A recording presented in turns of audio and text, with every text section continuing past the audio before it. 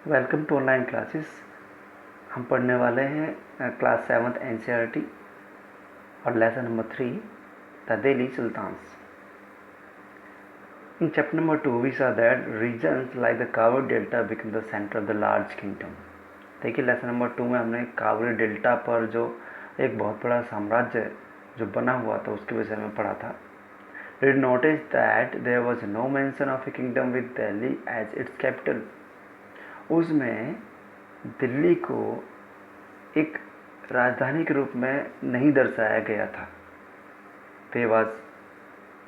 That was because Delhi became an important city in the 12th century। और 12वीं शताब्दी में दिल्ली एक मोस्टली भाग बनकर उभरा था। अब देखिए किस प्रकार से एक टेबल दी गई है इसमें।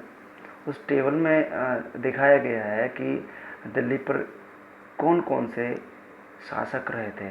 पहले वो एक टेबल जो है उसको हम नज़र एकदम निहार लेते हैं, फिर चलते हैं।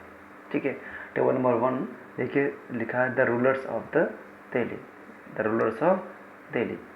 ठीक है, देखिए यहाँ पर जो दिए गए हैं उनमें इधर राजपूत डायनेस्टी दे रखी है।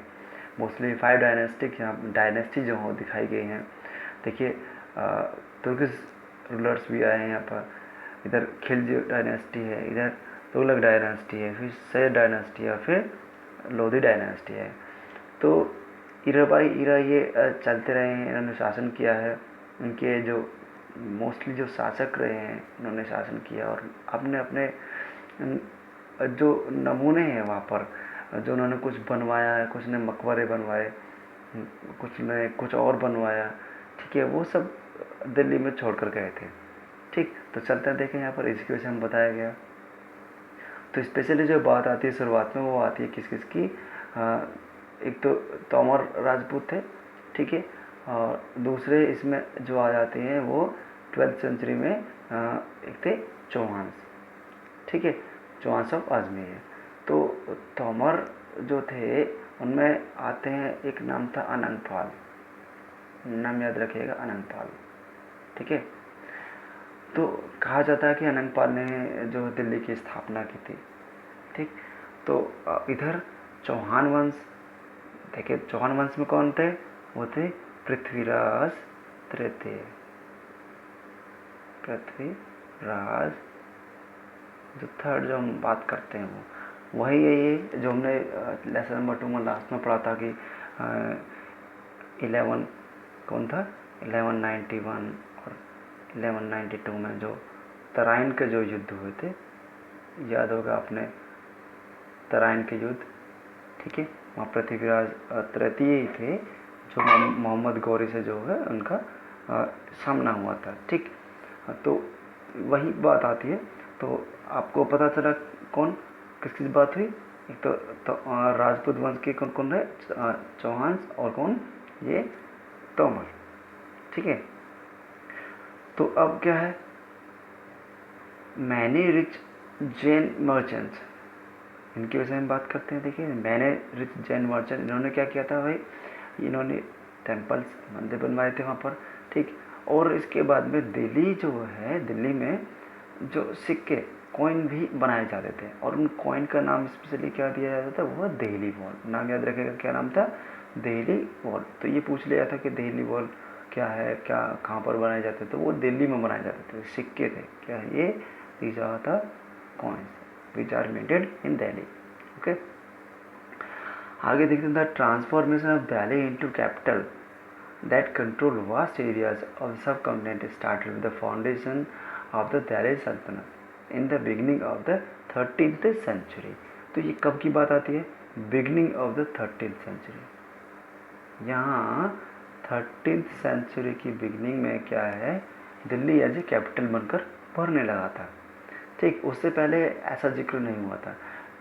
Take a look at table number 1 again and identify the 5 dynasties that took together made the Delhi सल्तनत। तो 5 डायनेस्टीज जो मैंने आपको बताई थी, ये सारी 5 डायनेस्टीज हैं जो दिल्ली पर 1 बाय 1 उन्होंने शासन किया था।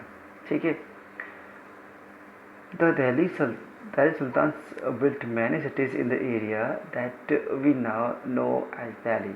Look at the map. One and locate Delhi, Equina, Siri and Japana नगर. देखिए यहाँ पर कहा गया है कि दिल्ली में जो दिल्ली के सुल्तान थे उन्होंने टाइम टाइम पर अपने अपने नए नए नगर बनाए थे.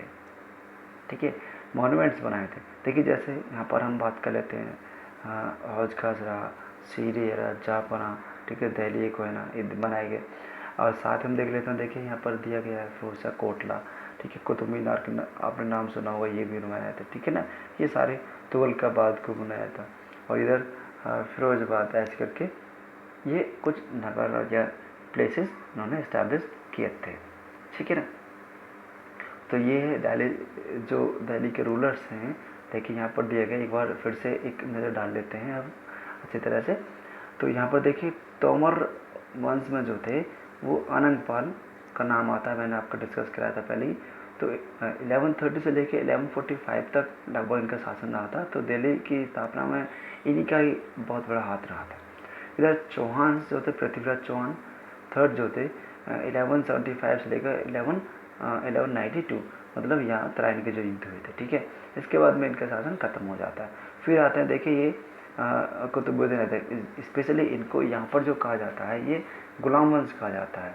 ठीक है, स्लेव वंश क्यों कहा जाता है? तो कुतुबुद्दीन ऐबक जो थे ये मोहम्मद गौरी के गुलाम थे. ठीक है, अब मोहम्मद गौरी इनसे पृथ्वीराज तुर्की थे, इनसे युद्ध हुआ था और वो जीत गए थे. तो हुआ क्या था, मोहम्मद गौरी तो चले गए थे, लेकिन वो यहाँ के शासन को किसको दे गए थे? कुतुबुद्दीन ऐबक को दे गए. तो 1206 से लेकर के 1210 तक इनका शासन रहा था. ठीक है, उसके बाद में फिर क्या, शमसुद्दीन इल्तुतमिश आए थे. फिर उसके बाद में इनकी बेटी यहाँ पर रजिया रही थी, रजिया का शासन रहा था, पहली मुस्लिम शासक रही थी. फिर गयासुद्दीन बलबन रहे थे. उसके बाद में फिर खिलजी डायनास्टी आई थी. खिलजी डायनास्टी में देखिए जलालुद्दीन खिलजी उन्होंने स्थापना की थी. फिर और अलाउद्दीन खिलजी तो बहुत फेमस रहे थे ये भी. ठीक है, फिर इसके बाद में कौन आए थे? तुगलक डायनास्टी आई थी 1320 से लेकर के और 1414 तक. ठीक है, गयासुद्दीन तुगलक इन्होंने स्थापना की थी. और मोहम्मद बिन तुगलक बहुत फेमस रहे थे इसमें. ठीक है, वन बाय वन पढ़ेंगे इनका. फिर फिरोज शाह तुगलक. इसके बाद में आए थे सैयद डायनास्टी, जहाँ एक नाम आता है खिजर खाका. ठीक है, ये 1414 से लेकर के 1421 तक रहे थे. इधर बहलोल लोदी इन्होंने इसकी स्थापना की थी. और सिकंदर लोदी, जैसे हम बात करते हैं सिकंदर लोदी, इब्राहिम लोदी, वो इसी वंश के थे. क्लियर? तो यहाँ तक आपको लगभग ओवरव्यू इसका हो गया है. ठीक है ना, आगे हम पढ़ेंगे नेक्स्ट वीडियो में. तो अभी हमने टेबल में देखा था किस प्रकार से दिल्ली सल्तनत में सुल्तान ने शासन किया था. तो देखिए यहाँ पर देखते हैं find out about the Delhi sultans. अब वन बाय वन हम उनके विषय में डिस्कशन करने वाले हैं. ठीक है, तो देखिए क्या है. Although inscriptions, coins and architectures provide a lot of information, especially valuable or historious Tuareg singular and Tuareg plural, written in Persian as language, Persian language, और the administration under the Delhi sultans. तो देखिए एक नाम यहाँ पर जो आया है त्वरीख करके नाम आया है. तो त्वरीख क्या बताते थे? ये हिस्ट्री बताते थे दिल्ली सुल्तान्स के विषय में, जिन्होंने क्या किया था, उन्होंने जो इंस्क्रिप्शंस जो बनाए थे, कॉइन्स, आर्किटेक्चर्स, इनके विषय में जो जानकारी जो मिलती है, कहाँ से मिलती है? वो क्या है? त्वरीख. तारीख सिंगुलर वर्ड है और त्वारीख हम कहें तो ये प्लूरल वर्ड है. ठीक है, इनमें इनसे मिलती है इनकी जानकारी. और ये किस में लिखे जाते थे? पर्शियन भाषा में. ठीक है, और उस समय पर दिल्ली सल्तनत की जो उसका एडमिनिस्ट्रेशन था, उसकी लैंग्वेज जो थी वो कौन सी थी? वो पर्शियन ही थी. ठीक है, तो यहाँ पर दिखाया गया, अभी इसके विषय में डिस्कस करेंगे. द ऑथर ऑफ तारीख were learned man, secretaries, administrators, poet and countries who both recounted events and advised rulers on the governance, emphasized the importance of just rule. तो कौन होते थे भैया? ये बड़े ही विद्वान लोग होते थे. ठीक है, लेखाकार होते थे, कवि होते थे.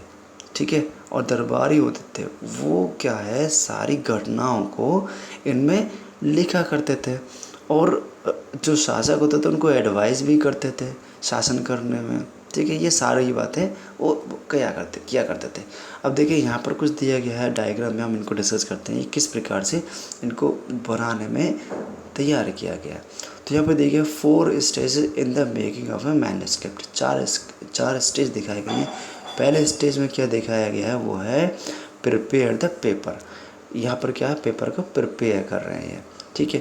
राइटिंग द टेक्स्ट, ये टेक्स्ट को राइट कर रहे हैं, लिख रहे हैं। फिर क्या, melting gold to highlight important word and passages. Gold जैसे कुछ हाईलाइट हमने कर दिया, देखिए यार हमने ऐसे हाईलाइट किया यहाँ पर, ठीक है, जैसे ये ऐसे हाईलाइट कर दिया इसको, ठीक है ना। इस प्रकार से हाईलाइट करने के लिए वो गोल्ड का प्रयोग करते थे उनको वर्ड को हाईलाइट करने के लिए, ठीक है। उसके बाद में क्या है, प्रिपेयर द बाइंडिंग। फिर क्या, उनको बाइंड करते थे, ये बाइंड कर, जैसे बुक को बाइंड कर दिया उस प्रकार। तो ऐसे ऐसे क्या मैन्युस्क्रिप्ट क्या तैयार कर ली जाती थी। आगे चलते हैं, देखिए द सर्कल ऑफ जस्टिस, ये क्या है, इसको भी जानते हैं सर्कल ऑफ जस्टिस। यहाँ पर एक नाम आया है, ये बहुत ही इम्पोर्टेंट है और आप इसको याद रखेंगे। ये है फ़क्र मदबीर, फ़क्र मदबीर ये नाम आया है और ये नाम है 13th सेंचुरी का, ठीक है ना। तो याद रखेंगे 13th सेंचुरी में कौन रहे थे, फ़क्र मुदबीर। अभी क्या है, king can not survive without soldiers, ठीक है। कहा है राजा जो है सेना के बगैर क्या है सर्वाइव नहीं कर सकता। एंड